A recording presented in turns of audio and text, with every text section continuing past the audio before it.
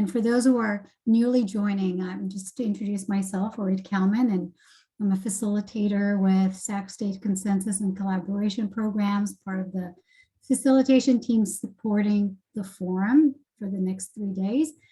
And our second topic is that comes from one of those 5 key areas that we discussed earlier today as an outcome of the 2019 forum. The second topic is increasing cooperation and alignment for multi-sector, multi-benefit strategies.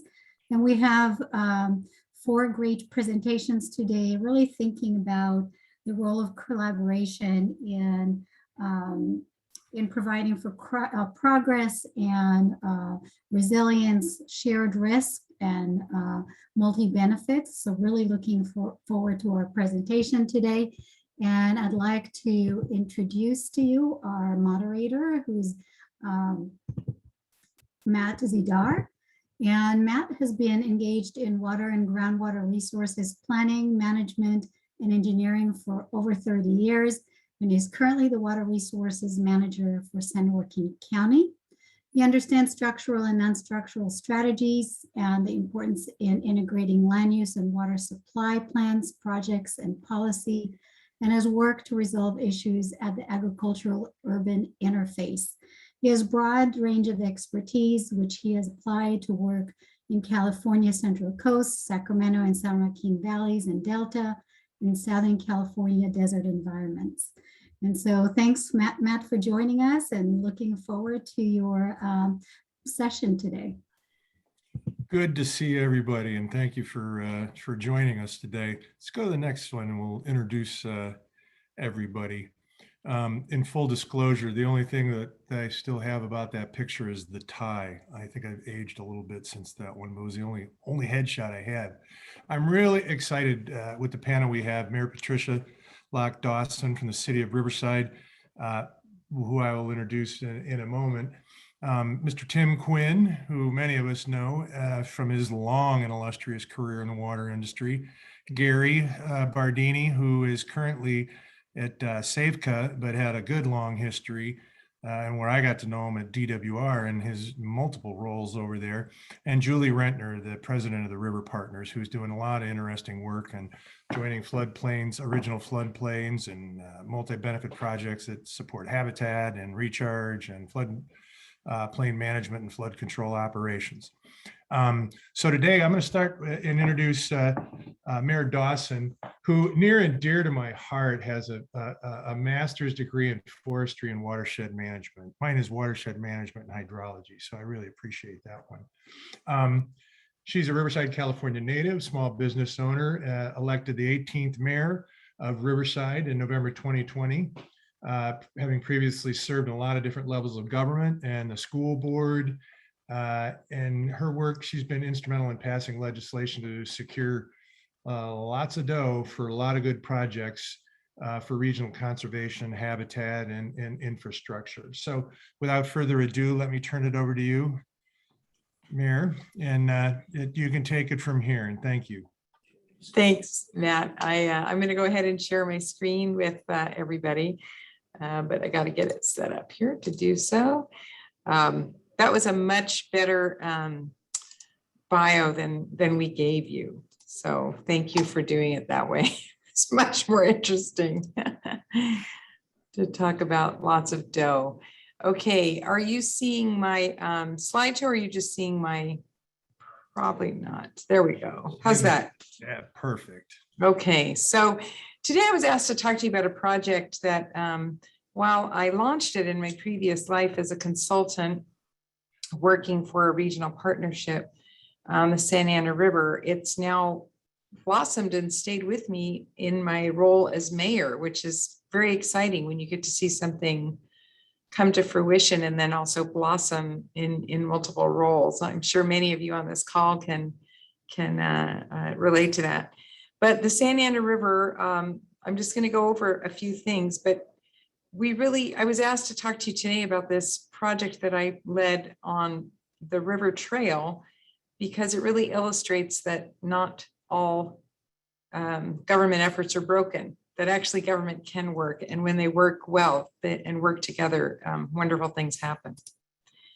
So one of the biggest things, right? The things you have to get started is just to get everybody on the same page as to what they value, right? So we have so many different uses, economic, recreational, in the river that, flood control, that it was difficult to get people to even agree on what the value of it is. This is just an example of one of the things we came up with in the Santa Ana River Conservancy's open space plan, but we all agreed that we wanted to provide residents and visitors a chance to experience the river corridor while we provided necessary water management functions and habitat and recreation, education, and health benefits. We believe that none of those are mutually exclusive. So the group that came together was a diverse group, and this is what we decided on. So first I want to talk to you about this effort that I worked on the Santa Ana River Trail and Parkway Partnership. And it started really as a call to action by local leaders in 2005. These are a number of elected officials you can see here. This is Lou Correa, who was a assembly member at the time. And this is Supervisor Josie Gonzalez from San Bernardino, former Mayor Ron Loveridge, previous Senator Bob Dutton, John Tavoloni, and was a county supervisor, and David Myers of the Wildlands Conservancy. So we had wildlands and flood control and flood and water purveyors and governors and all sorts of stuff at the table for here. So I'm sorry, senators at the table. Real quickly, the group called for establishing some sort of governing structure, and that was this partnership. And I'll talk to you a little bit about how that got started.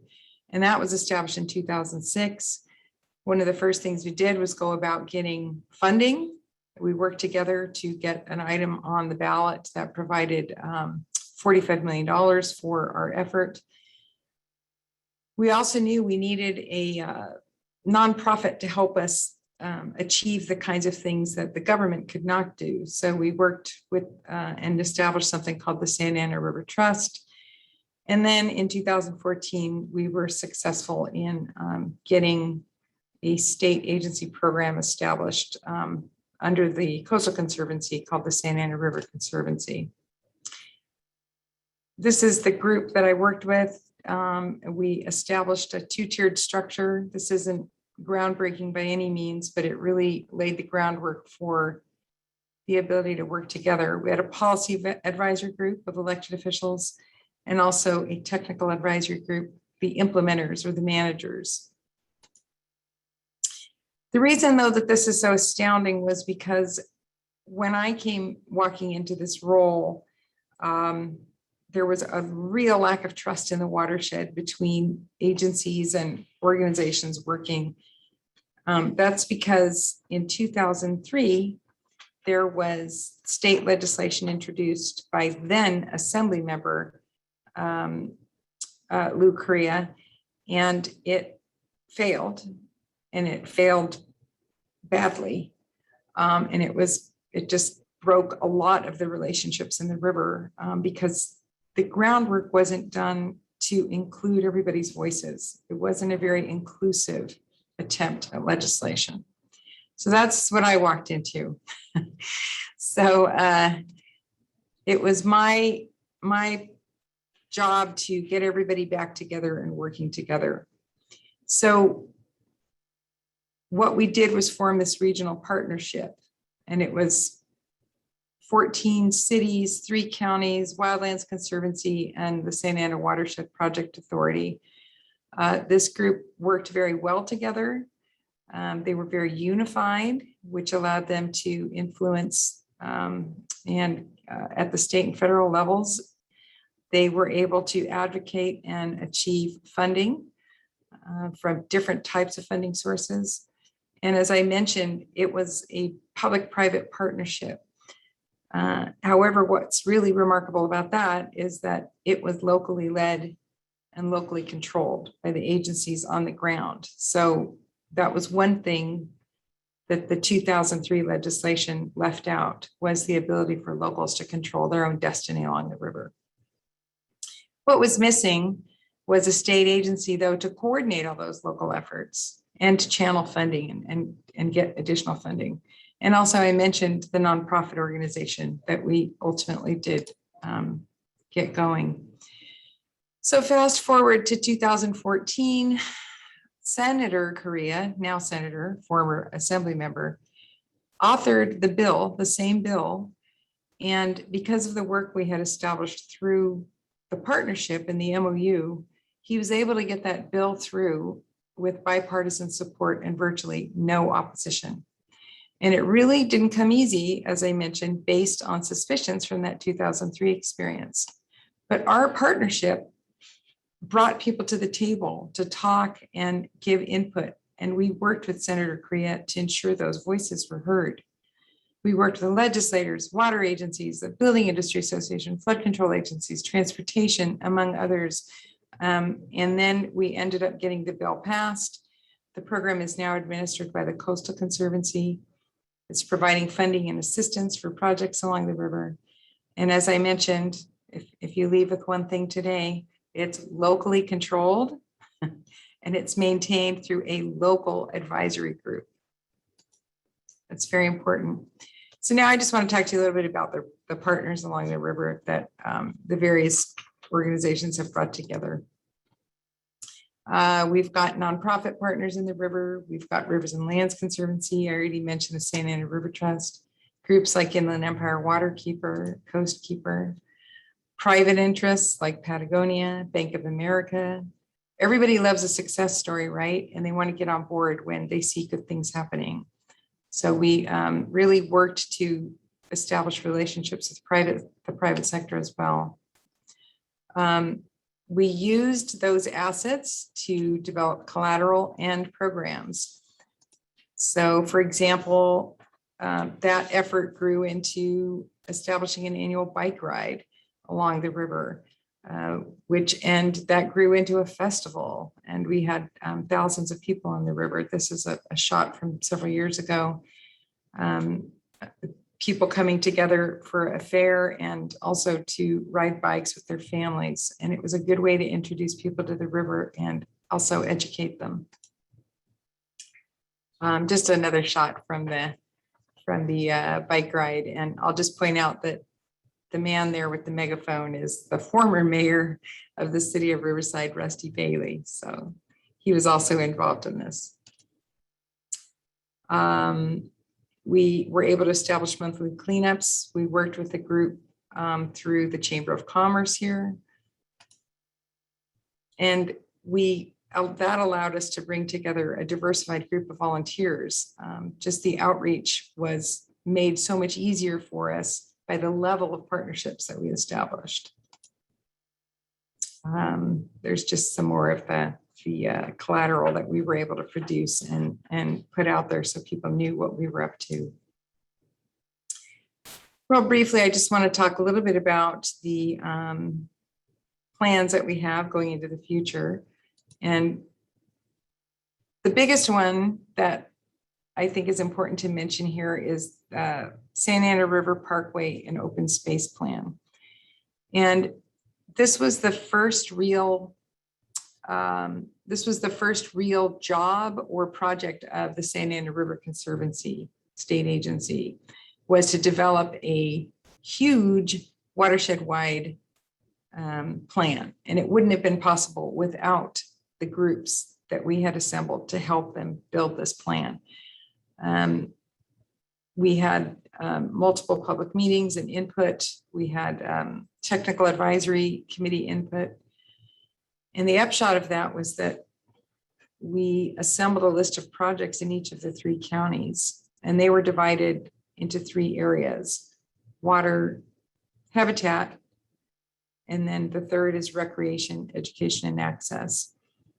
And we had a rubric developed that prioritized these projects for funding by their location, the proximity to the river, how far along the project was, and whether the project was consistent with the plan guidelines. And I just want to go through a couple maps for you.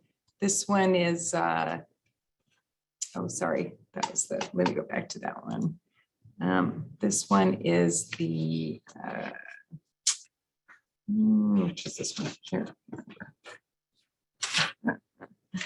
I think this is the, this is the cumulative analysis of habitat projects. So this is the one with the habitat projects. So you can see all these areas around here were analyzed to determine which projects in what areas were suitable for habitat projects. This next one are areas that were suitable for recreation and education.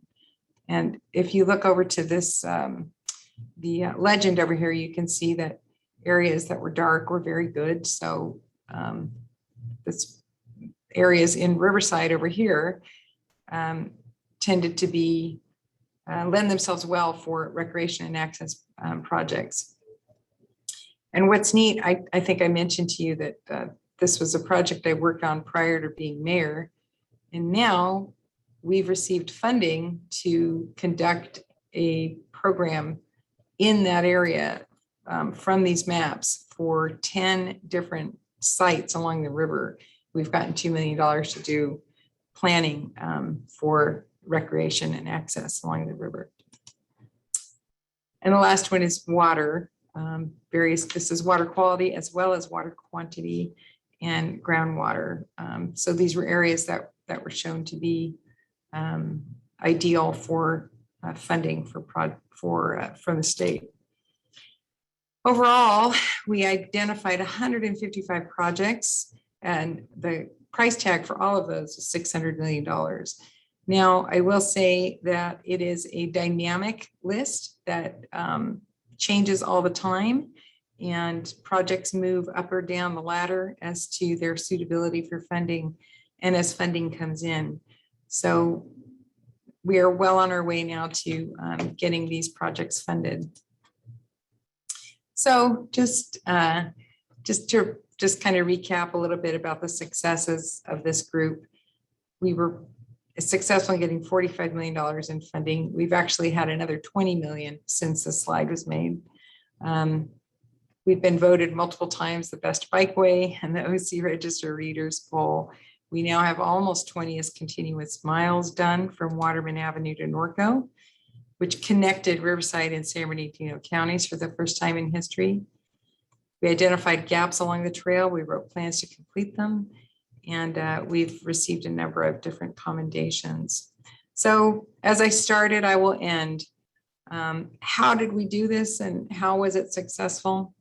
Well, one of the ways that we did it was when we started down this path was to focus on the positive and celebrate our successes publicly and as often as possible. That engendered goodwill between some of the fractured trust that was out there.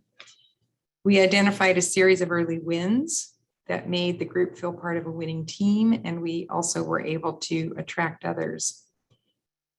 But most importantly, we defined a clear and simple common goal that we could all agree on. We also looked at what others had done. We replicated others' efforts.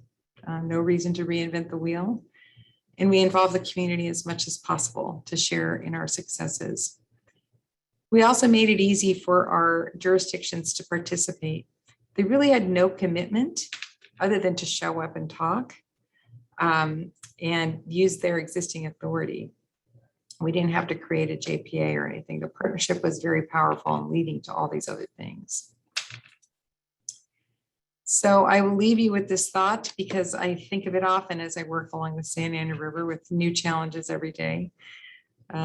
Winston Churchill is credited with saying that success is not final, failure is not fatal. It's the courage to continue that counts.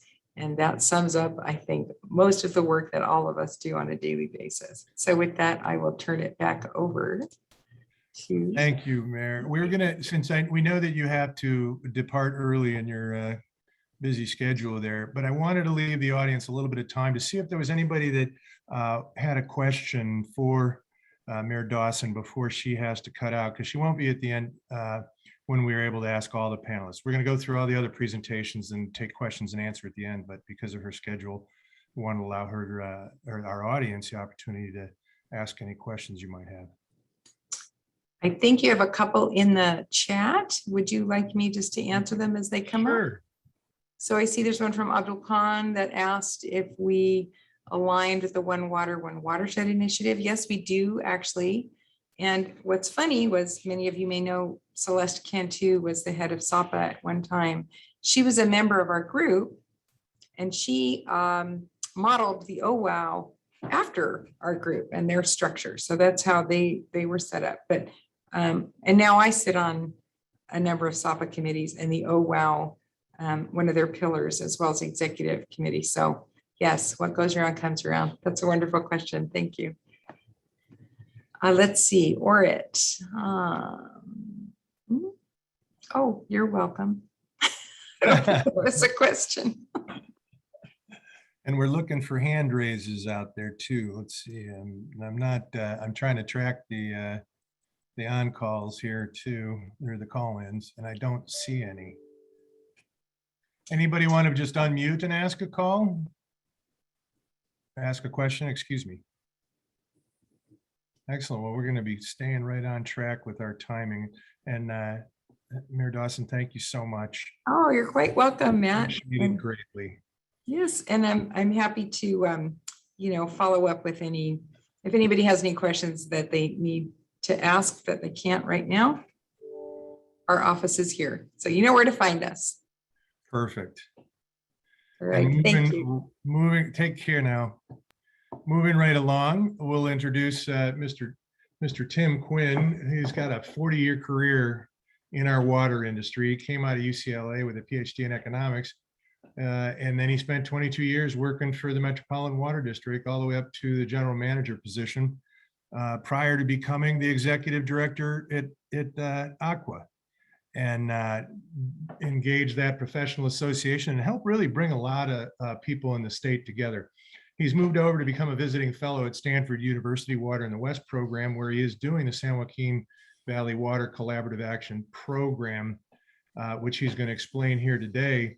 And it is really a good example of our subject of bringing people together to increase cooperation and alignment. So Tim, I'm going to turn it right over to you, sir. You're muted, sir.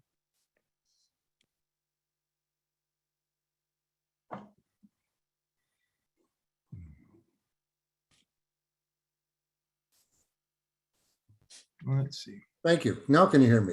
Yes, sir. Excellent.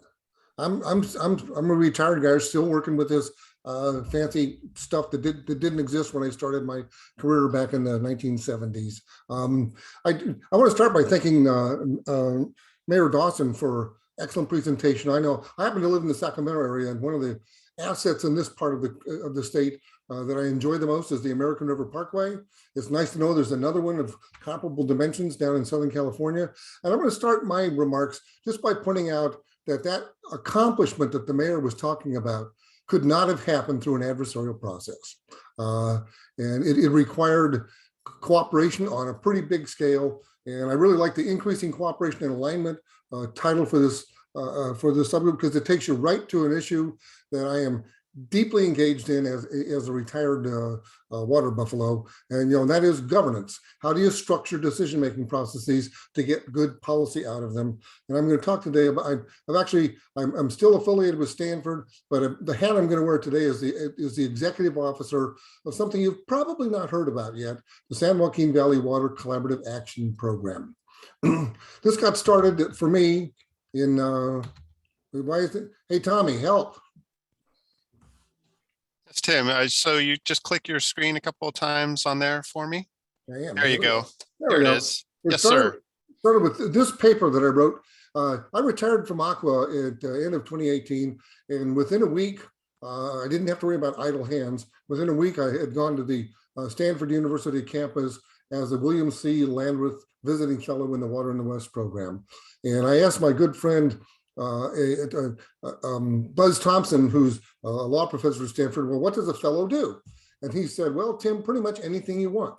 So I had just retired from a rather eventful 40 plus year career in California water, and I decided to focus on the lessons that I thought I had learned in that 40-year career. I wrote a paper and taught a class, which was really fun.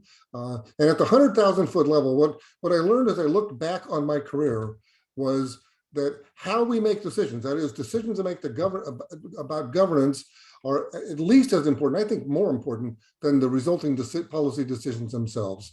But we don't spend much time thinking about governance. It just sort of happens by accident in California water.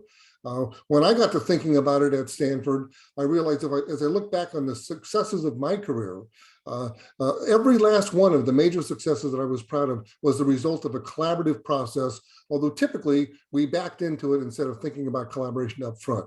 Collaboration works, conflict and warfare don't work. They did 70 years ago. You could have a highly controversial project, and a lot of them come to mind, the Owens Valley project and a bunch of others.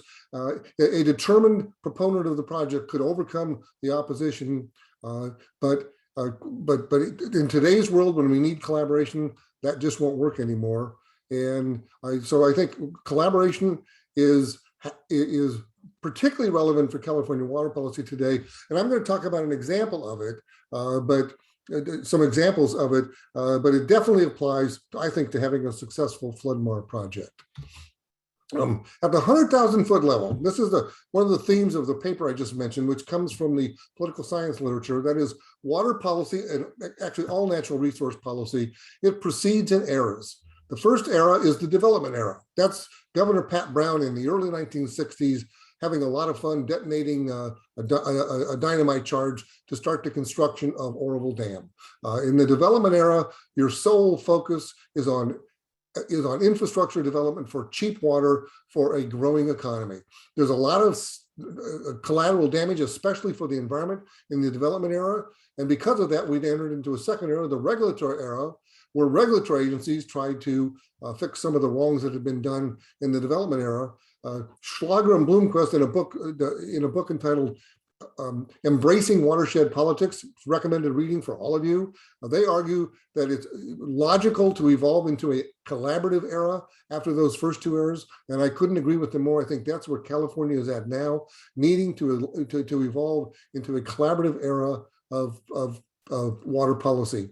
One of the main things I want to point out here is how governance has changed over time. In the first two eras, governance was top down. First, it was the city of LA, the city of San Francisco, the Department of Water Resources, the Bureau of Reclamation, all these powerful agencies with their lawyers and their highly competent technical staff deciding what project they wanted to build, and then making top-down decisions, imposing that project on society through a process that really didn't give people who disagreed with them much say. I found it very interesting as I thought about this at Stanford. In the regulatory era, the governance mechanism was largely the same. It was top-down, managerial, and often adversarial. The only thing that changed is who was making the decisions, and you had moved from water agencies to regulatory agencies. As we move into a collaborative era, a top-down decision-making just isn't going to cut it. You're talking about multiple benefits for multiple parties. Your job is to get them to agree with each other, not to get to agree with your preconceived ideas.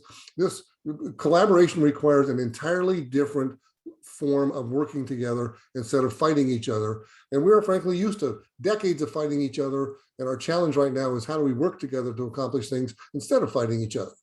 And if you read the 40-year paper, which I finished about 2 years ago, and you're very good at reading between the lines, you might perceive that I was not real optimistic at the time, that we were breaking into a collaborative era, but I'm much more optimistic today, and that's because of things that are happening in, of all places, the California Central Valley, agricultural Central Valley. This is my only slide on the Sac Valley, but the Northern California Water Association is all about managing for multiple benefits, engaging other stakeholders, developing comprehensive solution sets. That's because of the enlightened leadership they have up there. Collaboration is kind of in their genes, which isn't true of all managers throughout California. And I would encourage you to check out their website, www.norcalwater.org. I go there every couple of weeks just to feel good about what's happening in some parts of California, where they're leaving the wars behind and moving into a collaborative era. I want to spend my time today talking about emerging collaboration in the San Joaquin Valley, where the paper that I wrote got a pretty wide readership. And I think it was well received because so many of the leaders were realizing that they wanted to work together instead of fighting each other. That certainly was true amongst a new generation of water agency leaders. Same for people in the agricultural community. In the environmental community, we've got 10 environmentalists working on San Joaquin Valley issues. You might recognize one picture there. Julie Renner, who will be speaking after me, is very active in the process. And even local leaders, county leaders, local community-based organizations, and local academic institutions. There is this feeling in the Valley that we will accomplish more if we work together and compromise than if we fight with each other and go for the winner-take-all big prize, which you never wind up winning. And that spirit led to the San Joaquin Valley Water Collaborative Action Program, which was initiated back on September 21st. If this thing doesn't explode, that will go down as important in history, I believe, through a Stanford University Uncommon Dialogue that Buzz Thompson and Tim Quinn first developed.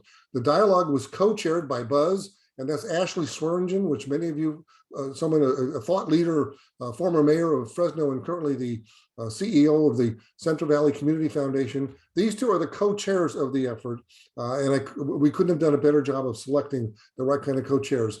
They managed that process on. It was like a four-hour meeting by the time we were done. We started thinking, well, let's do it in an hour. We wound up at 4 hours. There were more than 50 participants, and they all had something to say. The basic question was, do you want to move forward and try to do a collaborative effort for the future of water management in San Joaquin Valley? And it was a resounding yes. And I mean, it was a resounding yes across the board. From the beginning, CAP has been built around the 5 interest groups. They are, real quickly, the Safe Drinking Water and Disadvantaged Community Advocates, environmental NGOs. As I said, we have 10 actively involved. Local governments, we only have a few of those involved when we went to grow that caucus.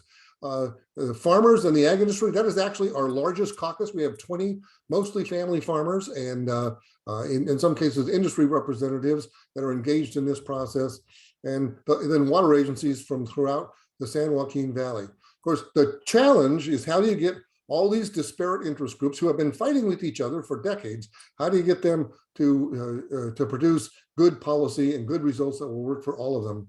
And we designed CAP from, again, I'm a veteran of many collaborative processes, but all before CAP, we kind of backed into them. But here we are thinking about structuring a collaborative process in the right way from the beginning, according to some principles that I enunciate in that paper and that are well documented in the political science literature. The top of my list is what I'll call facilitative leadership. Leadership in the collaborative era is very different than the top-down leadership in the previous eras. You need leaders who are skilled at getting people to agree with each other, making decisions from the bottom up and not the top down. This is a picture of a woman named Betsy Reiki, who was an assistant secretary for the Department of the Interior in the federal government back in the 90s. Best collaborative facilitative leader I ever worked with, and that's why I like to put Betsy's picture up. She was instrumental in the Bay Delta Accord, which I was a negotiator on. This is a picture taken to the second key principle is engage stakeholders in relationships of trust. This picture was taken on December 15th, 1994. I was in that room. This is probably the high point of collaboration until CAP in California water. And you'll probably recognize Pete Wilson, the governor of California at the time, second behind his right shoulder, Secretary of Interior Bruce Babbitt. But what I really want you to pay attention to is look at all those people on that stage. Most of them are stakeholders who were engaged in negotiating that process. It was a truly collaborative process. And I like to tell people I'm working with on collaborative issues, you have to make the compromises and take the time to fill that stage up with stakeholders who really care about the policy that you're trying to move forward. A third success factor, open and transparent and inclusive. And I mean open and transparent and inclusive. You can't just pretend. I love this picture. I found it on the internet. It's called Angry Man at Public Meeting. And you have to be prepared to deal with angry people in these processes, with people who fundamentally disagree with you. And you need to deal with them with empathy, not with how am I going to put you to the side of the room and pretend that you never talked in the first place.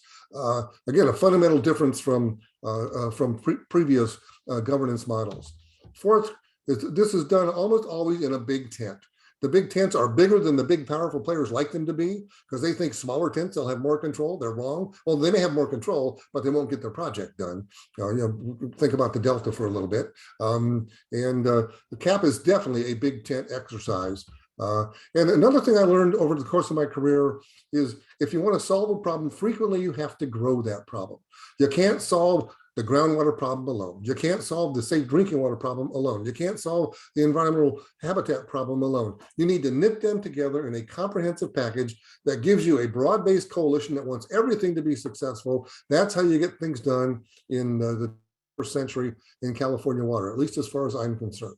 So we've applied all those principles to the collaborative action program.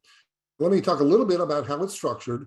This is our governance structure. It starts with the plenary group that has now more, it had 50 in the beginning, it's now got, I think, about 75. The plenary group is where we make decisions in that great big group of diverse interests, but they're organized into the 5 caucuses.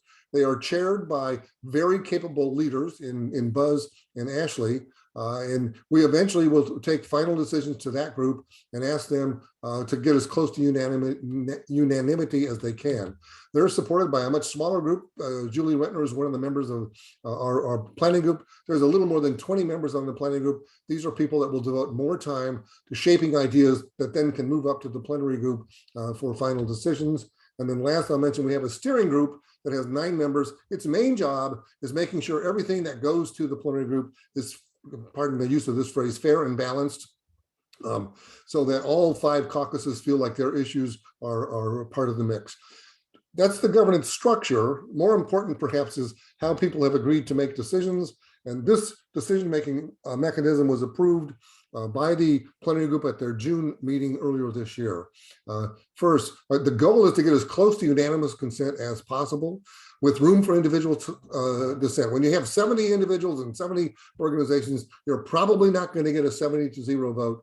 So we've decided to make voting happen not on the basis of individuals or individual organizations, but through their caucuses.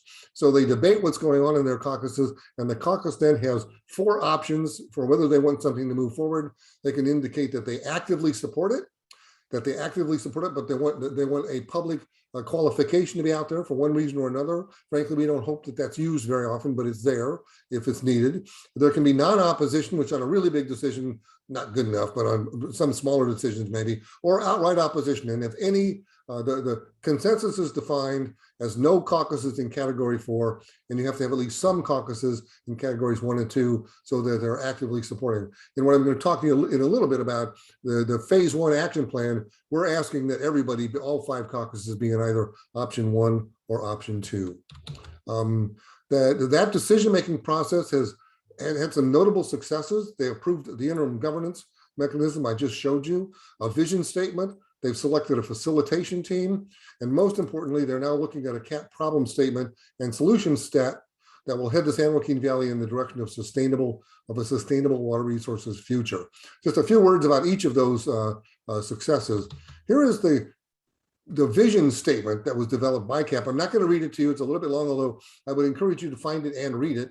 I'm sure that this slideshow can be made available to you. So I'm not going to read it word for word, but I am going to unpack it. When I look at this, here's what I see. The vision statement, that first paragraph I just showed you, is about the ends. What are we trying to accomplish? And in essence, it's saying all interest groups must secure a better future.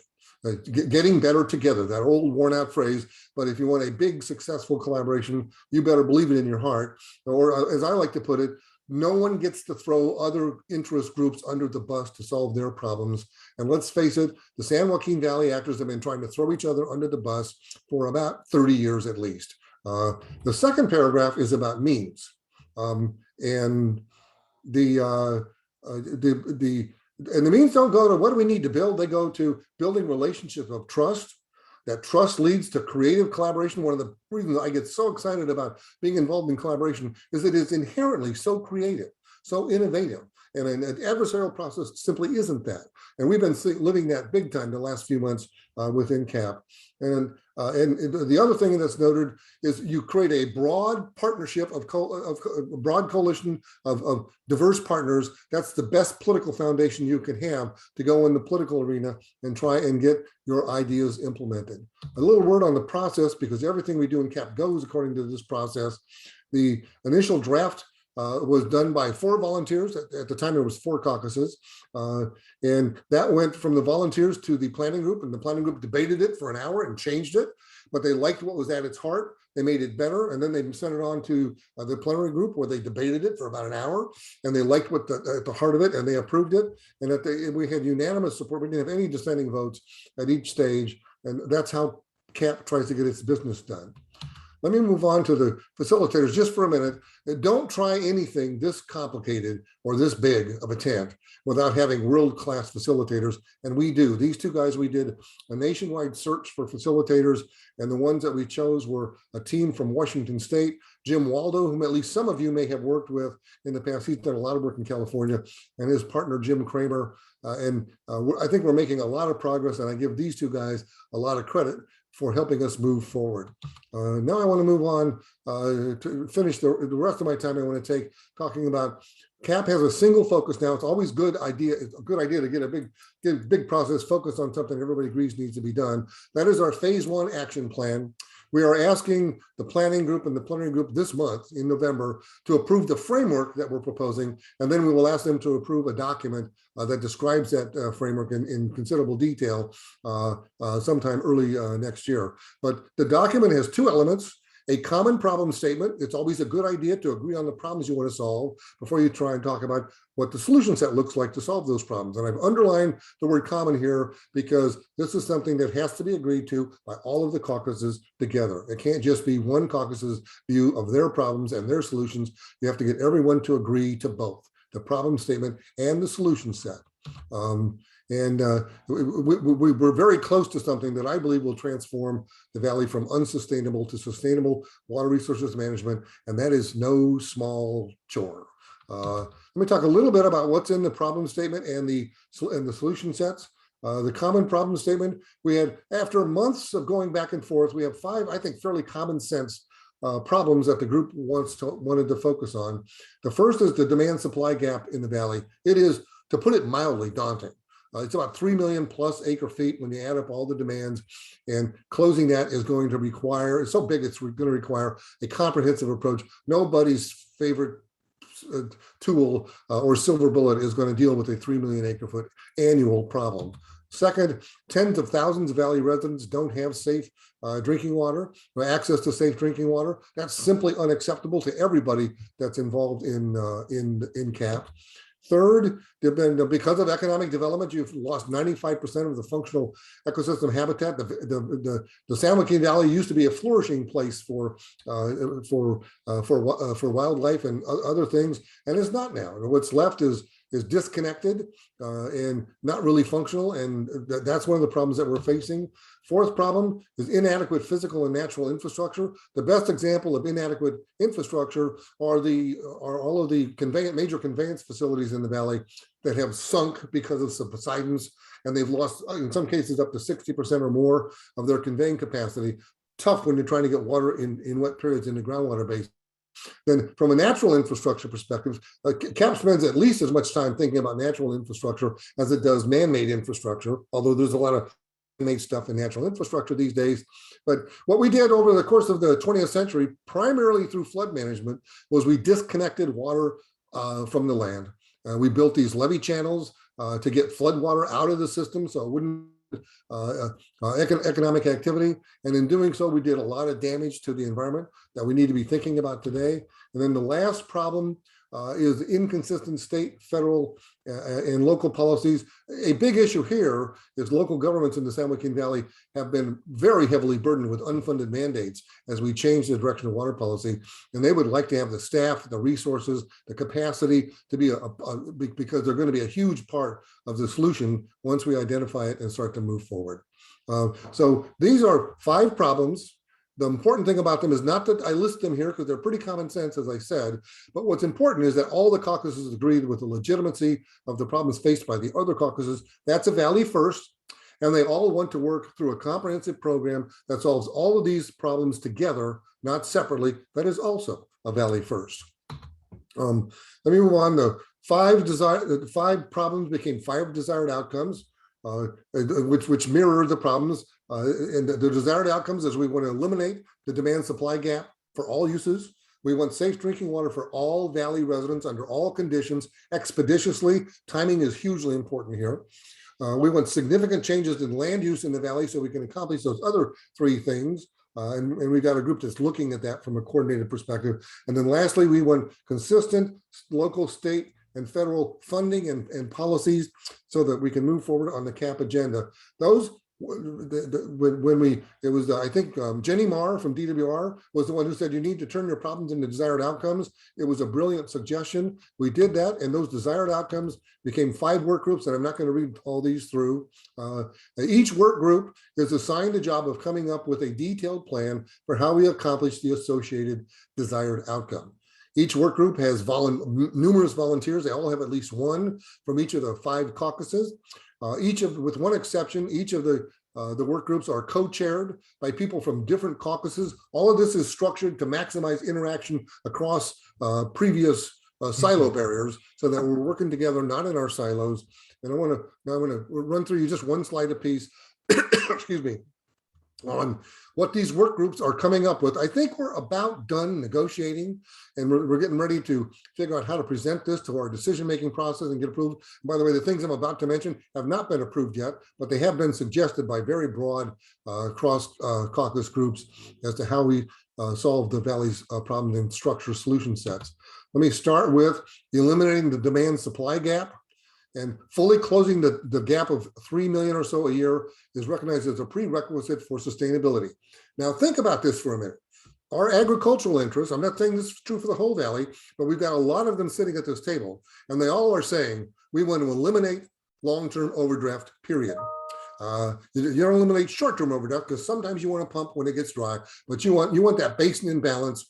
And they're walking away from long-term overdraft, which is the way that they have balanced their water books for over half a century. That's a big deal.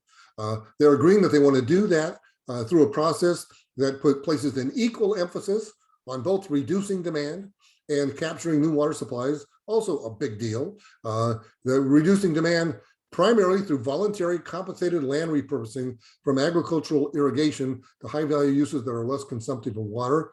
Think about that. They're not just saying we want to eliminate the overdraft that we have relied on for half a century. We realize we're going to have to take a lot of land out of irrigation to accomplish that, and they support that. In turn, to put the brakes on the amount of repurposing you need to do, everybody, including the environmentalists, are agreeing to increase supply primarily through managing flood flows for replenishment, starting with local streams and rivers. I think there's a general recognition that if we want to accomplish CAP's goals, we will probably have to think about going to the Delta to manage atmospheric river water for replenishment down in the valley. That is unprecedented on the part of any environmentalist that I'm aware of in the state of California.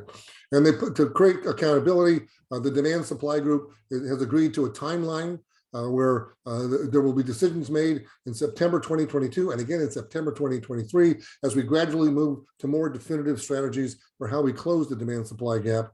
And by the way, this slide couldn't have been written 2 weeks ago. It's the result of recent, very earnest negotiation amongst representatives of the 5 caucuses.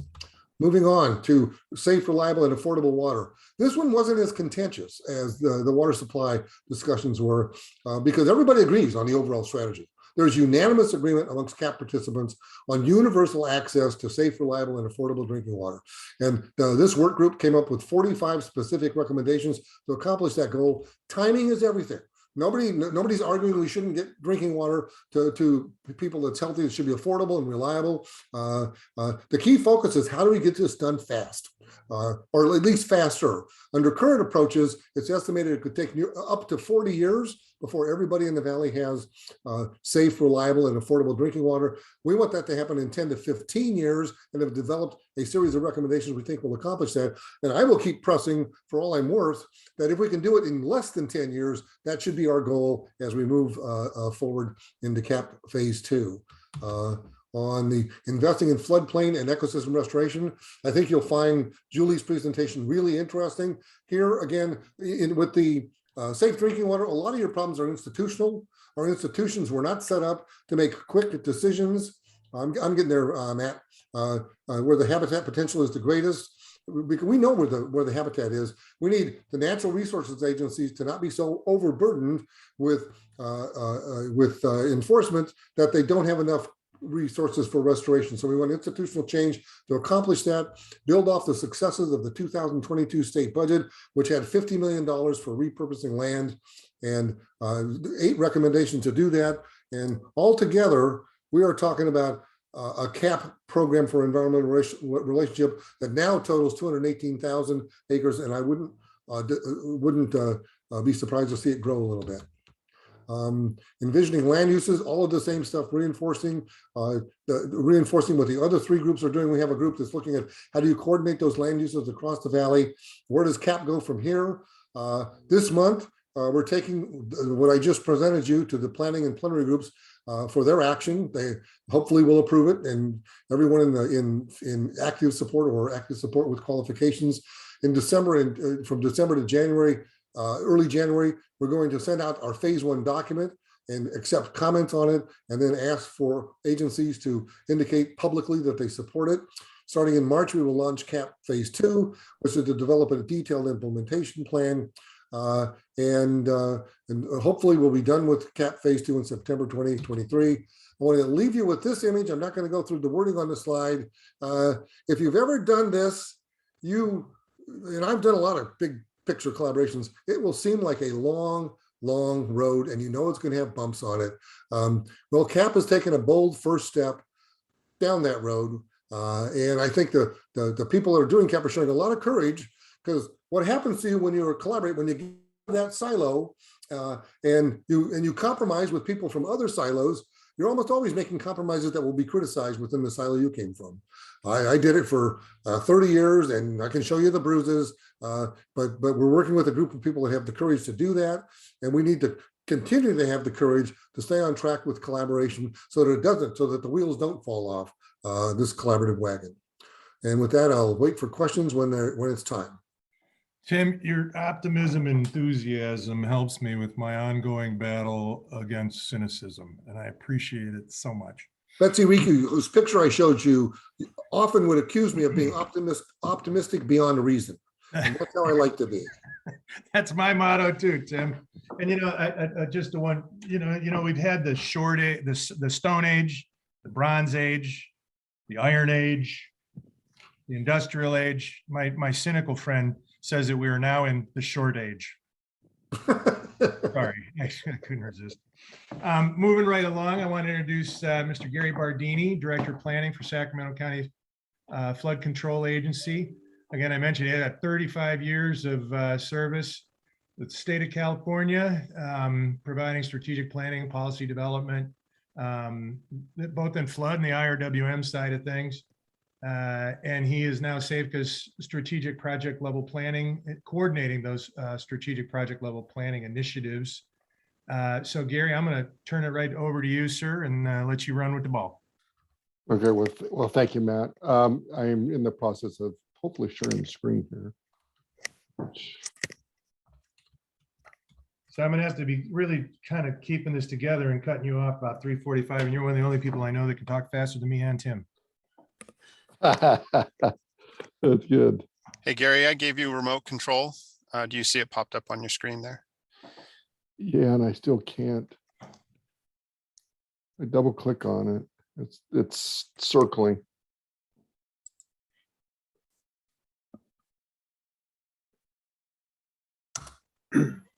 Gary, try using the up down arrows on your keyboard.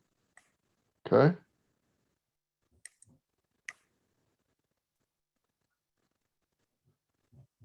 Nope. And on my end, Gary, it says it's still waiting for you to take control on that. So let me just do one more time here. And then if it doesn't, then we can Just run through it. Oh, it says, well, okay. hold on a sec. I'll Went give it right green? back to you. There we go.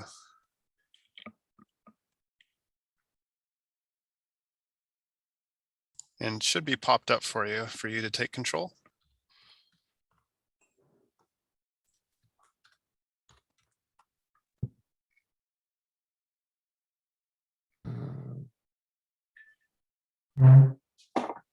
All right, I think we ought to Gary, just, Gary, try clicking yep. on the slide Actually, itself. Gary, you do have, there you go. You there have we go. control All right, of we it. got it now. Thanks. Yes, sir. Perfect. All right. And then just limit the use of your mouse, moving your mouse for me. Okay. There you Perfect. go. You're good. All right. We have ignition. Okay. All right. Well, let me kind of lead out a little bit here on, kind of a slide that would kind of use the kind of the attitude towards flood management. And I think before Katrina, and really seeing the true economic consequences, loss of life from massive deep floodplain. This was kind of the attitude. So I use this photo. Folks took a pretty nonchalant attitude about it, but I think we've seen with recent events, particularly, over the last 20, 30 years, not just Katrina, but you can see the aspects of coastal flooding and other types of flooding throughout the country and throughout the, outside the country has been a real issue. Kind of highlight that a little bit. This is essentially, a little depiction of just the climate itself and really kind of reflecting. This is a graphic that overlays the American and the feather, and it kind of shows the first 50 years, what were some of the peak flow events. And you can see then the previous next 50 years where the events have been. And again, it kind of gives you a clear view of essentially just looking at historical peak 3-day inflows to the major reservoirs. The first 50 years was not indicative of the next. And of course, the question is, what does it look like moving forward in climate uncertainty? So this is a slide a little bit while I talk about just where peak flood events are occurring. This is a body of work that's going to be, I think, released pretty shortly by the Bureau of Reclamation under the American River Basin Study. And this just kind of looks at where they would see through their climate change analysis for this study, looking where the normal runoff pattern of snow melt being more in the April-May period.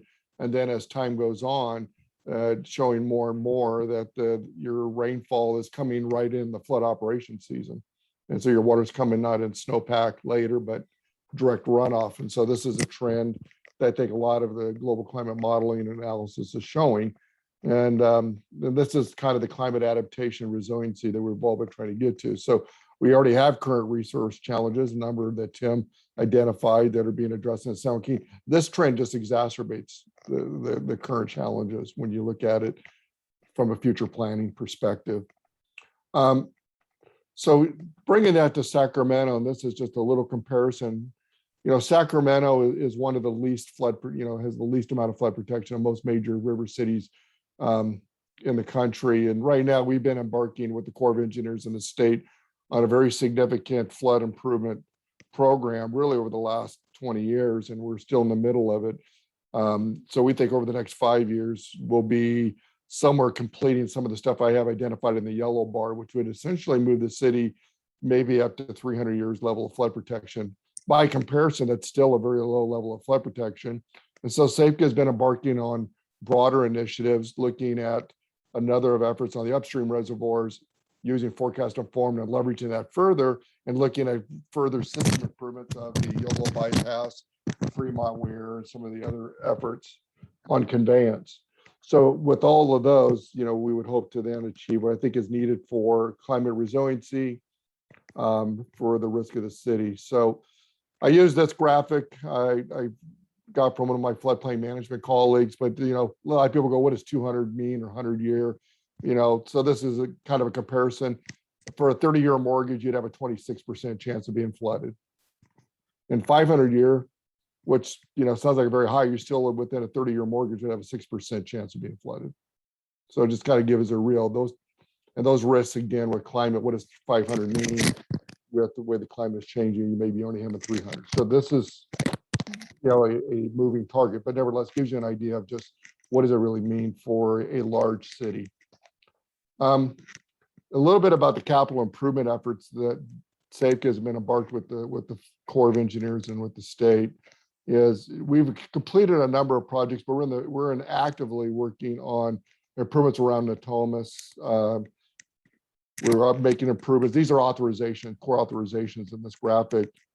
And so we're probably about 50% through the Natomas. We're 50% of the one in the purple, which is the American River Common Features, which looks at improvements on the main stem of the American River downstream of Folsom, and then on the Sacramento. And then we have the Folsom Dam Raise project that we're working on. We did complete the joint federal project, which folks have seen, which is just under $1 billion, which works off forecast informed operations.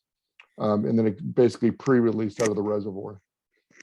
So in sum total, we've got literally about $4 billion of effort going on. And right now we're doing under these last main three initiatives, probably around $500 million of improvements over the next 5 years. And have been doing that since 2018.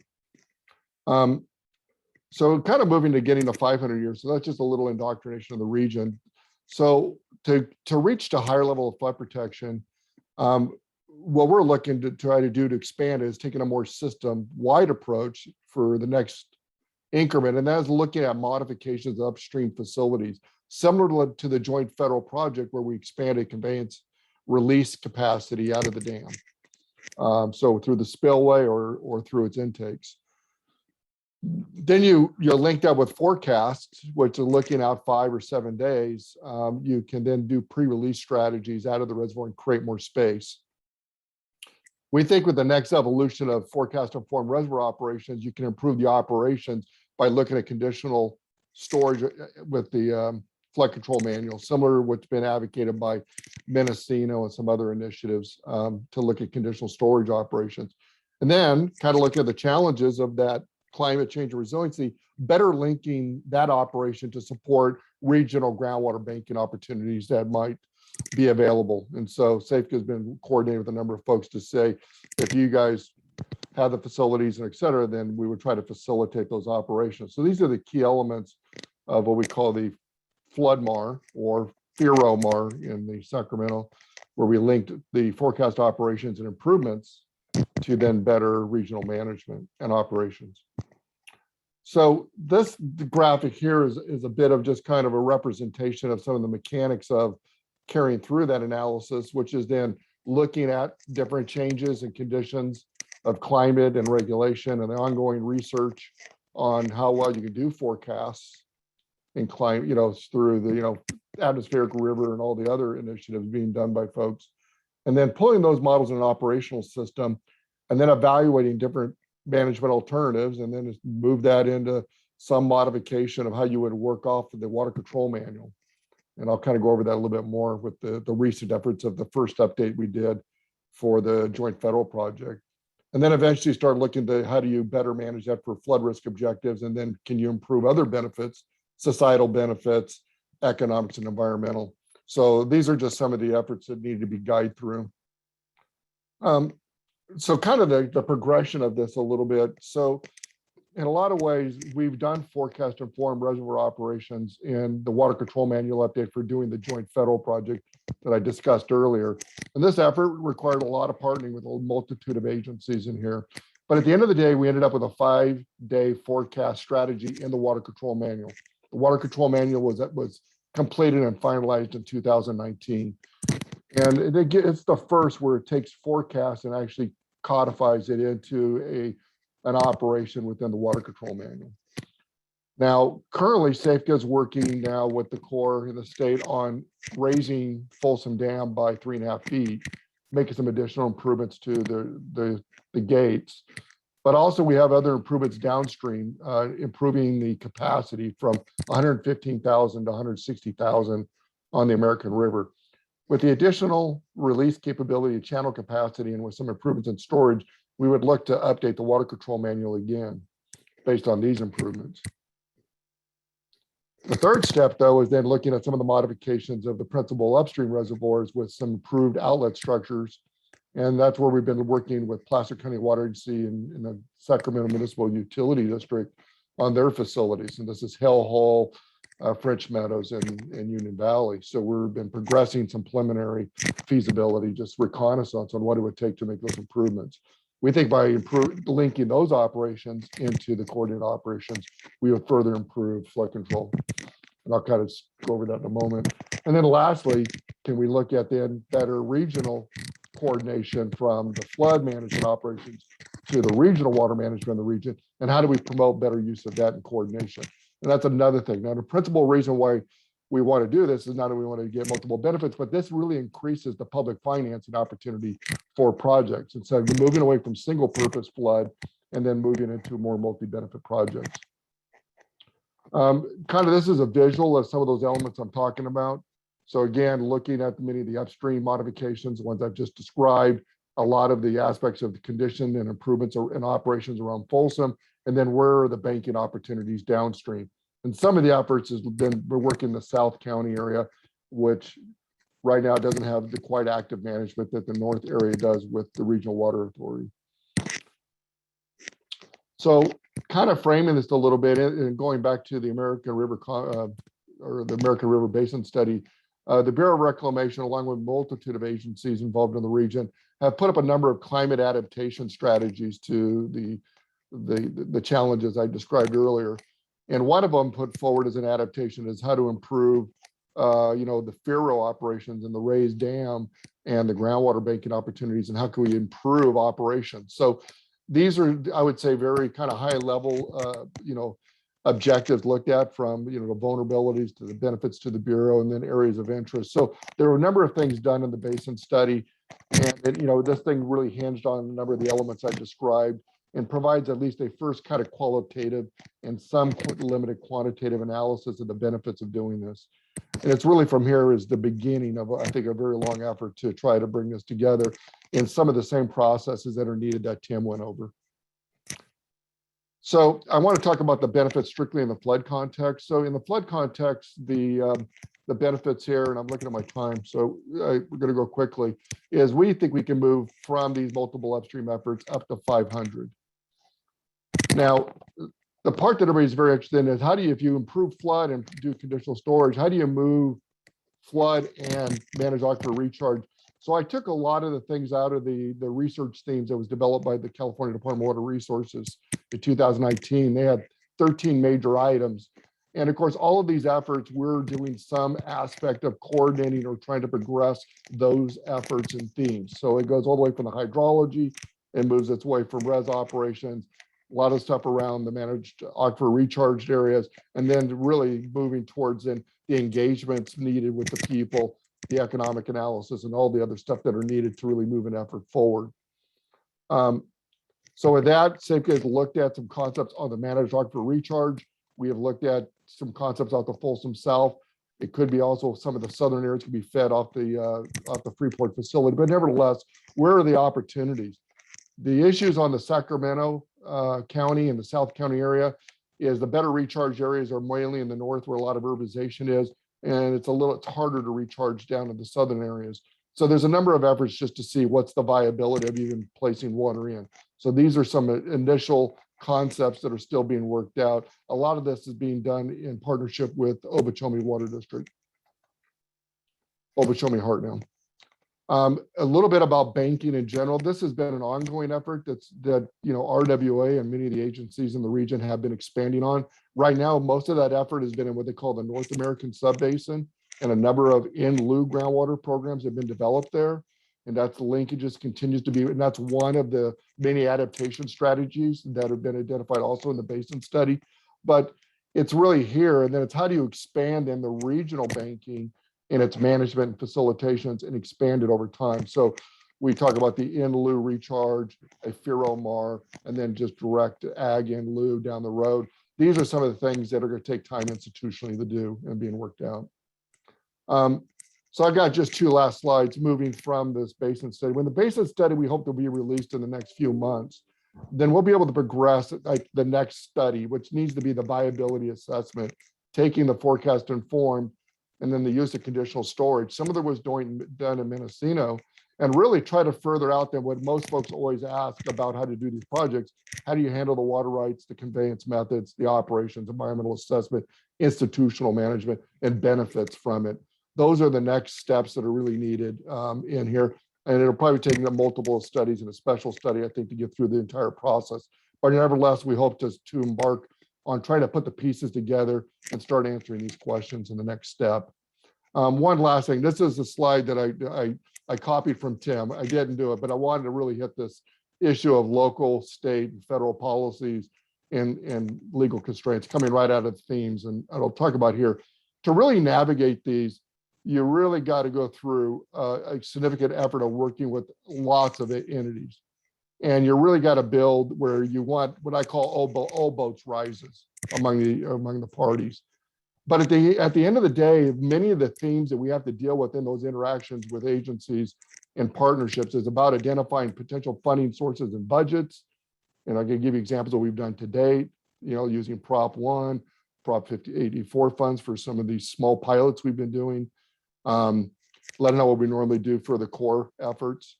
But then you got to look at then what are the agreements and all the things needed to then execute on that, the cost shares and all the expenditure crediting that's needed among different parties.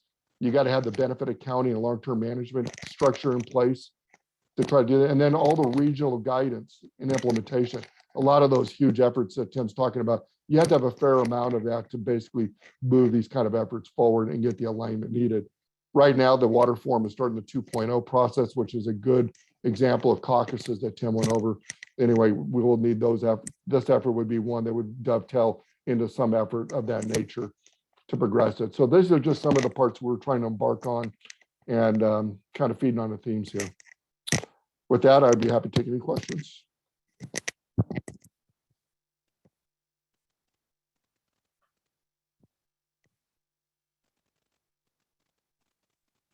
Matt, you're on mute, and I went over 4 minutes, Matt, just 4.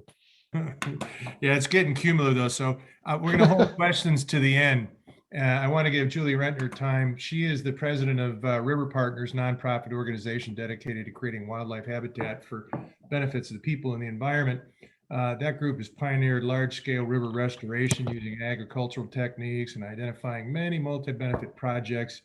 They're managing more than $100 million in public grants and projects and helping to restore 4,500 acres of riparian floodplains. So Julie, I'm going to let you take it right from here. Great, thank you.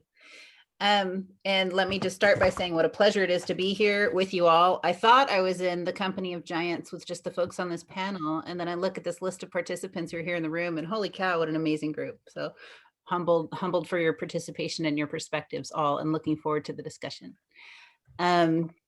So here we go. I've accumulated a little bit more general comments based on a different kind of set of perspectives and experiences than what we've heard in the panel so far. What I've assembled for you all today is a short collection of some of the kinds of challenges and principles of collaboration that we've learned through experience here at River Partners for over 20 years.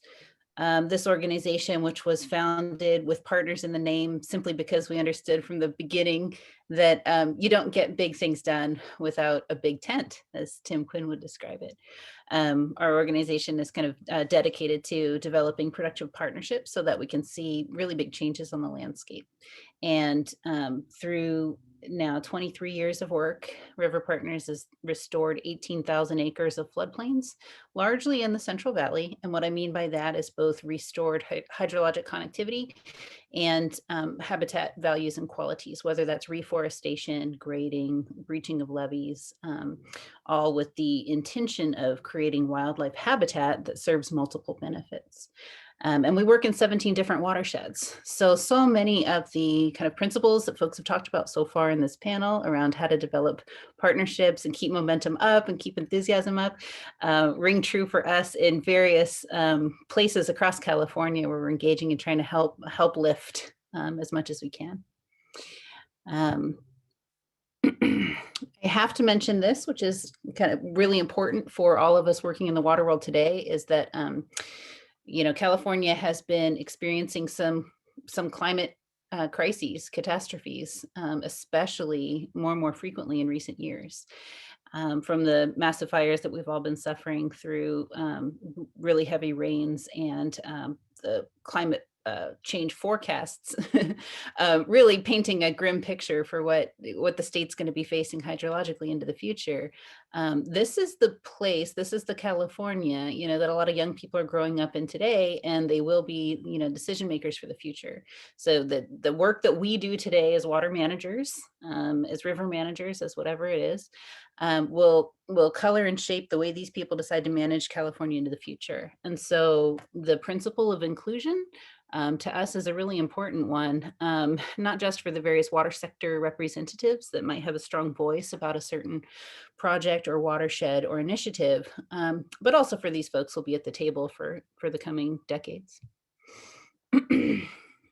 So just a quick illustration of what I mean by floodplain restoration. This is in the community of West Sacramento, where River Partners has been fortunate enough to be a member of a team working on a levee setback project that both improved flood safety for the community of West Sacramento and Sacramento, but also created inundated floodplain habitat for the benefit of aquatic and terrestrial wildlife in the Sacramento River.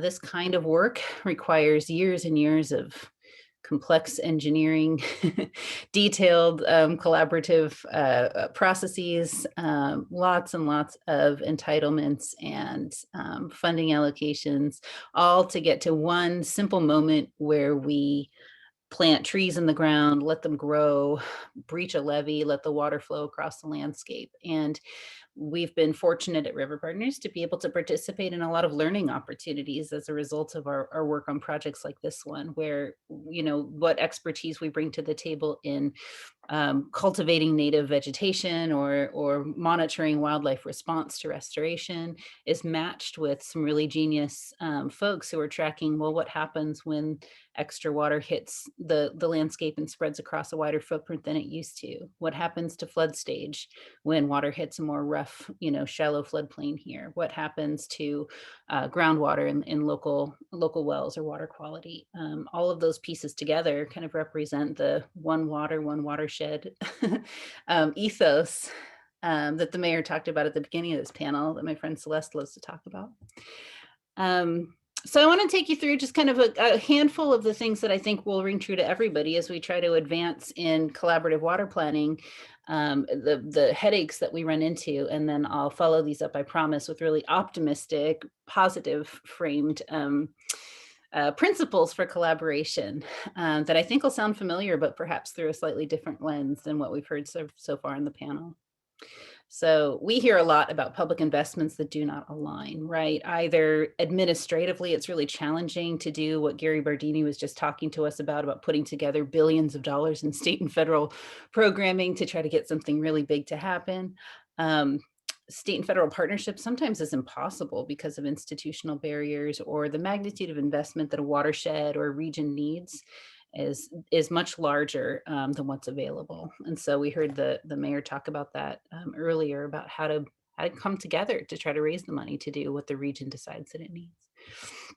We also, in floodplain habitat world, experience regulatory challenges that I think are common to all of us in the water world, which is that sometimes species protections and avoidance can be prohibitively expensive, meaning we want to do something that's really good for salmon. It's going to cost so much to do the work that's also supportive for Swainson's hawk that it's hard to leverage all of the resources that we need to take action to improve the resource for all. We also, in our community, suffer a lot from how long it takes to get things done in water planning and water management world. So when we're thinking about planning a floodplain reconnection project, a habitat restoration project, we have to consider what the ecosystem is going to look like in a decade plus. We also have to think about what the community is going to look like in a decade plus. And California, as everybody in this room knows, changes quite rapidly. So work that we embarked on 10 or 20 years ago to try to recover habitat for salmon or habitat for riparian songbirds looks really different today than it did when we started. And so that drives a need to be flexible and adaptive, which I'll talk about in a moment. So principles for great partnership and great collaboration on advancing projects. First one, and this, I was delighted to see Tim Quinn's slides had a number of good historic maps of California, because it's so true. But in order for us to make progress on partnerships and collaborations, we have to enter the room a bit of an historian. You have to spend the time. Every single person in this session, every single technical expert that's working in FloodMar, and every single manager of large water programs needs to walk into the room with a pretty solid foundational understanding about how we got here. Right, working to respect what has happened in the past that got us here today. I loved the articulation of the different eras that we're moving through, and I feel like we're in, or maybe even entering a new era, which is one of it's a revision to a green infrastructure era. It really is. So formulating new plans based on what we've learned turns out to be one of the fastest ways that we've come up with here at River Partners to try to advance ideas that might change the status quo in a way that's respectful of where we've been and where we all want to collectively go. In the conservation biology world and in the conservation land management world, we have these kind of partnership open standard measures that a lot of folks in the environmental community ascribe to. And when we think about water projects, FloodMar, forecast informed reservoir operations, everything that we've talked about today, it can be really challenging to understand how to bring adaptation, purposeful, meaningful space in the process for adaptation to bear on the project and its outcomes, especially in public works and capital projects. So we try to bring this to the planning venues that River Partners participates in, particularly in flood planning, and ecosystem restoration, but it can be incredibly challenging to imagine how we're going to advocate for, say, $1 billion spend in some enormous initiative or action, while we're still going to admit that we need to learn along the way and maybe change course as we learn. So we rely on partnerships to find flexibility in how we deliver projects. And what do I mean by that is by opening the doors to project conceptualization, which means, planning a project in collaboration with as many people as possible, but then also opening the doors to partnerships in implementation of the project, in monitoring the performance of the project, and even in how we talk about the project once it's completed. Allows a bunch of different groups to bring their own skill sets and authorities to a project.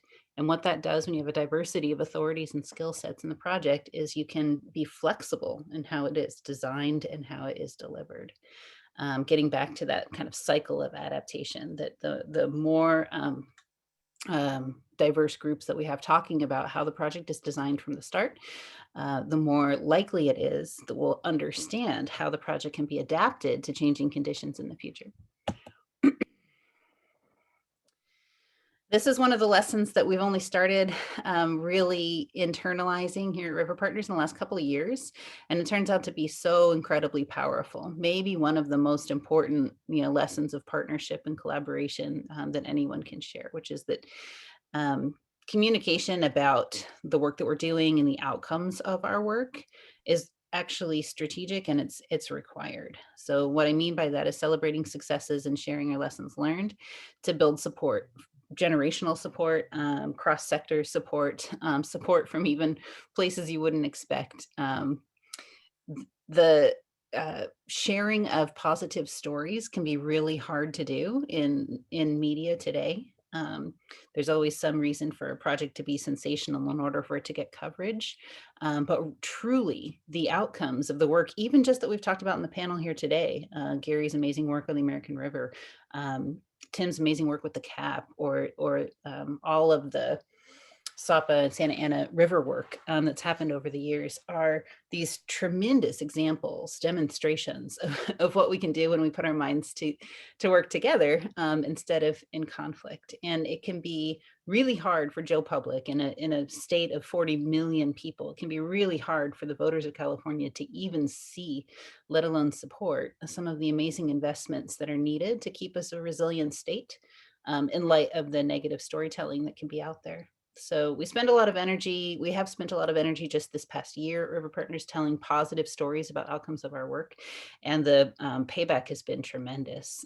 The amount of additional collaboration and support that we've received as a result of this storytelling has just been remarkable.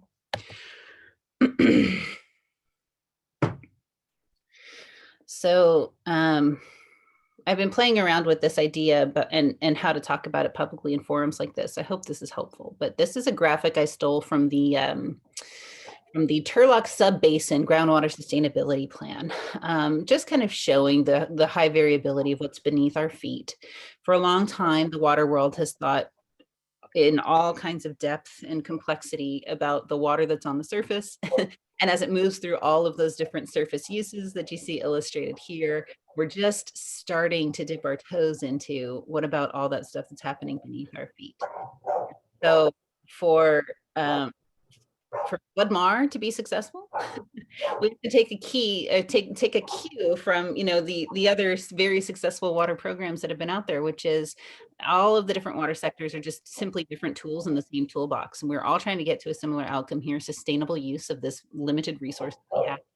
And when we can use the different authorities of the various members of our water sector toolbox to not only conceive of good solutions, but learn each other's languages, learn different perspectives about how we got here today, being in a story, and also learning about how different relationships leverage different type outcomes.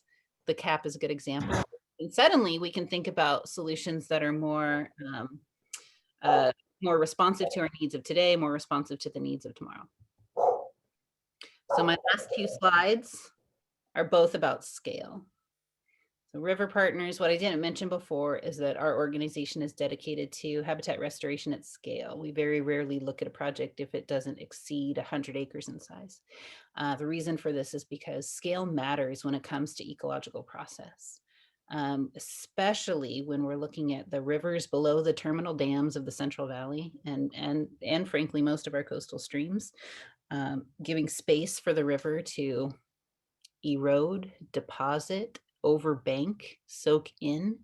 Those are the drivers of all of the ecological outcomes that our regulatory era created for us. So endangered species recovery, salmon recovery, reconnection of habitat corridors that are valuable for wildlife to migrate up and down the Central Valley and up into the Sierras and down to the bottom of the valley floor.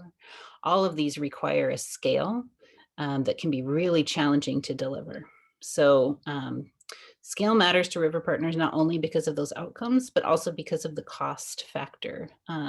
Environmental outcomes have never been able to drive the type of investment that that Gary talked about just a moment ago, billions of dollars in outcomes. And so kind of by hook or by crook, we have found ways to get to the scale of project that's needed for ecological process restoration by taking risks, like mobilizing 1,000 acre project instead of 8 smaller projects that accumulate to 1,000 acres.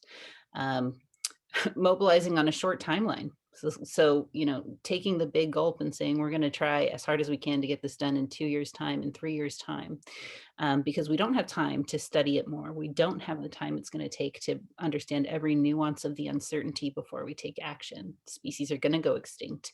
The river is going dry, and we don't have much time left to make sure that we can make the improvements that are needed at the scale that matters. And then our interest in working at scale turns out to be really crazy important for getting projects off the ground too. We didn't realize this at first, but when your charge is to recover 150 miles of river corridor, reconnect it hydrologically and treat out the invasive weeds that are causing, stress for wildlife populations and for people, and erosion and challenges for communities. Suddenly, the scale of the need is so large that you can't simply make it through on a good idea and pitching a few endowed funders to try to make it work. You actually need to start engaging multiple authorities. You need to engage the flood managers because they're going to have something to say about if this project can happen. You need to engage the water managers because they're going to say something about how this happens. When you can bring a project of a scale that's important enough to each of those multiple authorities and responsibilities under a large tent, then the coalitions can really make progress. I think we collectively understand the magnitude of the challenges ahead of us with regards to our changing climate, the changing balance of precipitation as snow melt in California, and how that is going to further stress our aging flood control system, but also represents an opportunity if we can get together enough to realize how that change in flood management can also represent a change in freshwater management that mitigates some of the catastrophe that could be on the horizon in longer duration, more extreme droughts, and other disruptions, giant fire disruptions that, we will be facing as we move forward. So scale matters. Making that big tent, again, is really important. And that's what I prepared to talk to you about today. I'm really excited to get into some discussion with you all. Excellent. Julie, thank you so much. And thanks to all the panelists. Just great presentations and consistent with our theme of increasing cooperation and alignment. We heard a lot of things about what the keys to getting there and what success were. I hate to be a hand wringer ne'er-do-well, but I'd ask the panelists, what are the things that prevent us from increasing cooperation and alignment? And I did hear some things, meeting your singular objective to the expense of other objectives. Maybe not having the right structures. And I'd ask the panelists, what did we hear that would constrain us from increasing cooperation and alignment? And I'll throw it out there to whoever wants to take the ball first. I'll take a swing at it. Let me mention two things. The first one is beware of the pull of the winner-take-all adversarial process. If you're trying to keep a big coalition together, there's always friction with people that don't really want to see cooperation. They want to see war because they think they're going to win everything without giving anything up. They're always wrong, of course, but you've always got that pull. So that's something that makes it hard. The other, and by the way, the way to deal with that is make sure you are making steady progress so that the people in your coalition understand that working together is indeed going to get them more than fighting each other. The other thing is we need to work with, and I'll defer here to Julie some because I think she understands this better than I do, but we need, our state and federal agencies were built around the need to protect the environment through judicial type processes. They're very good at stopping things. They're very good at trying to prevent bad things that have already started. We need them to develop this other side of their personality where they're equally adept at helping us do positive things, at doing restoration things. And virtually every state or federal agency that we work with, we need to work with them to go through that transformation, which I understand where they've been. I'm not criticizing where they've been, but we need them to sort of, grow another side of their personality where they can work positively with the Julie Wintners out there to get stuff done quicker at scale. Tim, a good example of that is EDF looking at helping to develop basin accounting and water trading strategies down south. That surprised me, off of litigation into doing something positive and progressive. I would also point to EDF's support of AB 252 in the last legislative session. AB 252 did not become law, but it got worked into the fiscal year 2022 budget, $50 million for voluntary incentivized repurposing of ag land to restoration activities. We just need to grow that part of our California water management personality. I see Gary chomping at the bit. What do you got, Gary? I think what I normally see, there's in these interactions, there's four basic entities. There's the implementers, there's the land use entities, there's the O&M side, and there's a regulatory community. Hmm. And so you have to bring those four parties together. I agree with Tim. The current tools that the regulatory folks work under, that legacy makes it problematic to work differently to the other three. And so I think right now we're making strides. So one thing that we did at SAFCO, we introduced legislation to keep furthering the YOLO bypass partnership effort under SB 369. And again, it's promoting that federal, state, local integration. And we had essentially in that legislation, it's a fairly simple, but it kind of gets at I think what Tim's talking about. It's how to develop regional strategies, funding mechanisms, expedite permitting, resolve conflict, and help prioritize projects. So that was the fundamental of the legislation and doing it among the different agencies. Julie, you got a comment on that one? Well, yeah, I mean, just a couple things. I think these are related, though. One is that we all, folks working in the water world who are trying to make things better and build really big things, struggle with painting a vision that's hard for folks to see themselves in, right? Or painting a picture that's hard, a vision that's hard for folks to understand we might actually be able to deliver this in the next year or the next 10 years. And so the power of demonstration is really important, being able to point to something that's working. And even in this panel alone, we heard the top, some top examples of demonstrations of things working in California. There's a lot of examples of things not working, but to be able to point to some and say, no, look, this vision isn't crazy. Tim Quinn's enthusiasm is not misplaced. This is going to work. The demonstration is crazy important. And then, along similar lines is that trust is this requirement. We heard from the mayor about trust amongst the local advisors and local entities that were participating in the Santa Ana River. Well, that same trust has to be built amongst the water sectors themselves. For all of the challenges we see about environmental regulations and how hard it is to help our natural resource agencies transition from being regulators into finding visionary solutions and supporting them and delivering them. When trust is there, a lot of those challenges drift away.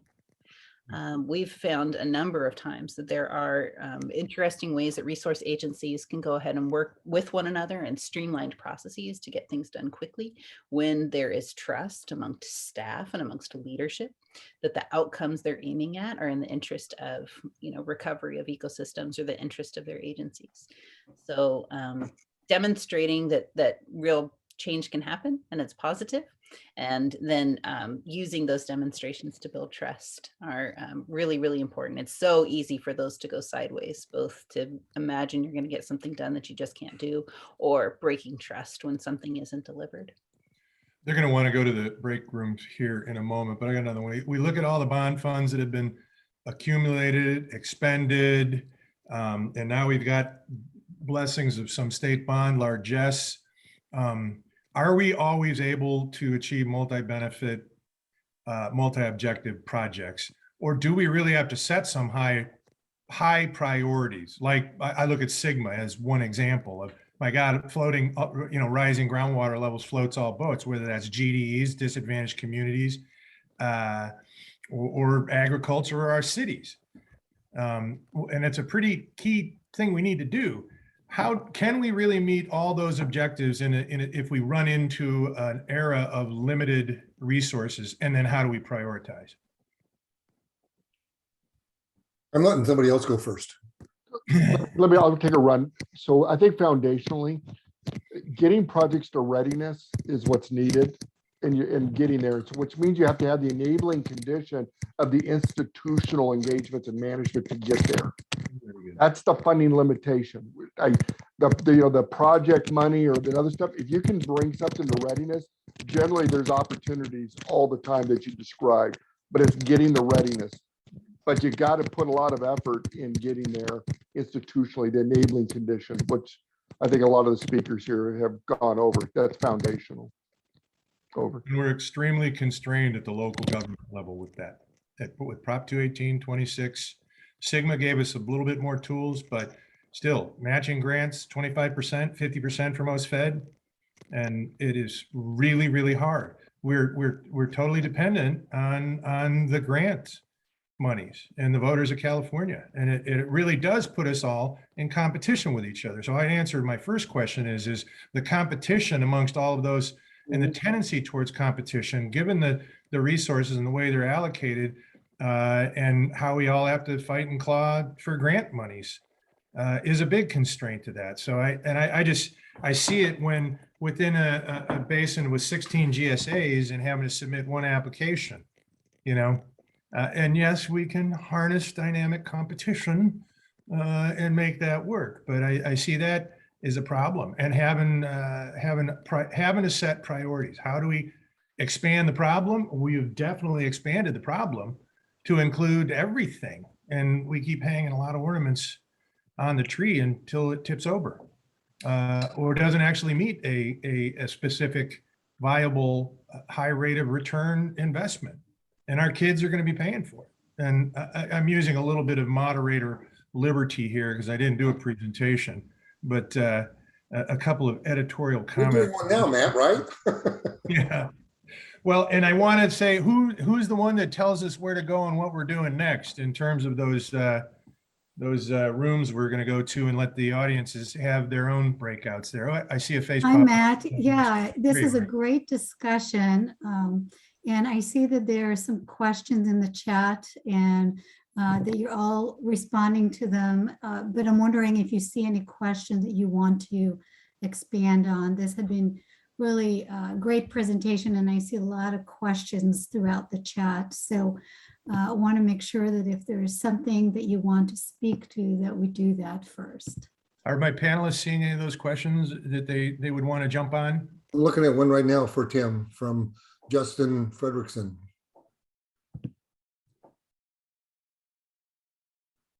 I'm reading. I can read. This is Justin. I can read it. For Tim, to harken back to another collaborative process of the past, CalFed's refrain in the 1990s and early 2000s was everyone gets better together. Lots of collaborative visioning was done for this, and this was probably everyone's, at least most parties' sincere aspiration. But when an unexpected reality came to a head, the podfish crisis, the biops, implosion of the EWA, et cetera, everything fell apart. How do you maintain and actually realize the goodwill, even in the face of unexpected harsh realities along the way? Julie, you look like you want to say something. Just thank you, Justin, for that great question. It is a great question. And you know, CalFed, I was part of the Bay Delta Accord. As a matter of fact, I probably shouldn't have meant this. Do you know where the phrase everyone gets better together came from? It came from Tim Quinn and Bruce Babbitt. Bruce now runs away from it every time he comes up to it, but I still frankly believe in it. Everybody needs to get better together. That's how you build a coalition. My answer, what happened, I think, the reason the Bay Delta Accord and CalFed fell apart eventually, but for 11 years it stabilized the system. We never had the stable Delta system before that. And for 11 years, the Delta was fairly stable because we kept those coalition bonds together. What we lost was the leadership. We had it when Clinton was president. Babbitt really believed in it. His deputy Betsy Reekie was the best leader I've ever worked with, and at the same time, Pete Wilson, because we convinced the farmers they were better off if we worked together instead of fight each other.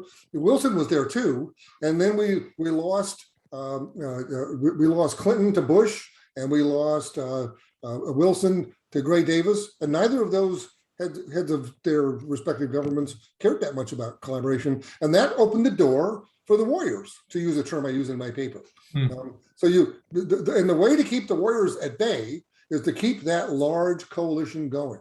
And we didn't do that as well as we should have during the CalFed process, but you need this very large, somehow you need to, I hate the word, institutionalize the relationships of trust that you're building and make sure that they are there to work together. Back in the 90s, the era that you're referring to, we got a lot of money out of the federal government. And, and I would walk in that office. I was Metropolitan Water District, or urban at the time. But I'd walk into that office with Tom Clark or somebody from the Westlands Water District and somebody from the Nature Conservancy and somebody from the Environmental Defense Fund. And we were all singing off the same song sheet. It was powerful stuff. And it was very successful. Again, it sort of, the warriors took over and it became unfashionable to work together again for much of this century. But we need to get back away from that. I'm doing everything I can to make sure that what we're doing at CAP has a longer lifespan than 11 years. Excellent. Well, thanks, everyone. I think I'm hearing we need to get back to singing from the same song sheet is what I'm hearing you're talking about. And want to thank you, Matt, for moderating and for our presenters in helping paint the picture of what collaboration and alignment is. Took quite a bit of information from your conversation. It was great to hear, starting with the concept of banding together and the big tent, so we can be inclusive and collaborative, and bringing in local perspective. We heard diversity that includes the next generation. Julie, really appreciated you reminding us that we need to think of collaboration, not just for now, but building it for the future. And thinking about that opportunity when we are banding together, about the real importance of having shared power and authority. Tim, you talked about how decision-making should be done to ensure that it's really collaborative and bringing everybody together. And all of that allows us to really, I think, as you all expressed in your examples, it allows us to really expand the problem and think about it more broadly, which then provides for innovative solutions, being adaptive in how we move forward, allows us to leverage a lot of expertise and resources. We heard about importance of when you are expanding the problem and those who are part of it, that there are financial opportunities. The mayor spoke about that, bringing in volunteers, bringing it funding into it, and that leads to local sustainable outcome that are adaptive, allows us to share successes, which kind of bring that whole full circle, because when you share successes, you can expand the tent again and continue how we work through it together. So really appreciating all of you bringing all those different pieces for what the collaboration picture is.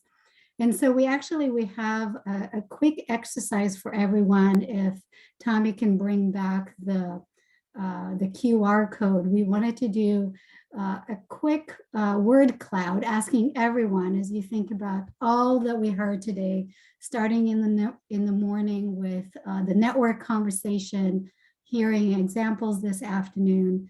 When you think about key ingredients for building successful partnership and collaboration, what word or a short phrase come to mind? And really want to encourage everyone to just step back, think about the word that really describe successful partnerships and collaboration for you.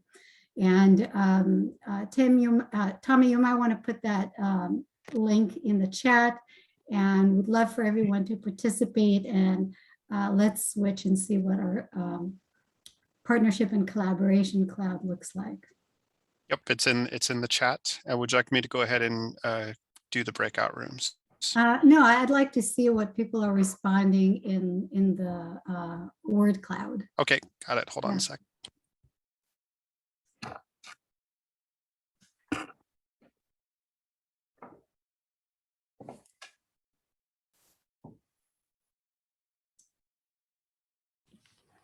All right, excellent. No surprise, the trust is right there in the center of it all. Leadership, people stepping up. Excellent. This is great. I see common knowledge, growing the problem, listening, how we have conversations, how we're really hearing what other people are saying, not just there for them to speak, but also really taking in and incorporating different perspectives into conversation. So yes, communication, risk-taking. All right, this is great. Thank you. So yes, we wanted to provide a little bit of time for a breakout for everyone to just kind of check in with each other and reflect on what you learned today about partnership and collaboration. How do you take that back to your work? And we have 10 minutes, so let's make good use of that time and check in with each other. And so thanks again to all our presenters and moderators today. And Tommy, I think we're ready to go to the breakouts. I will do. I'll do it right now. Thank you.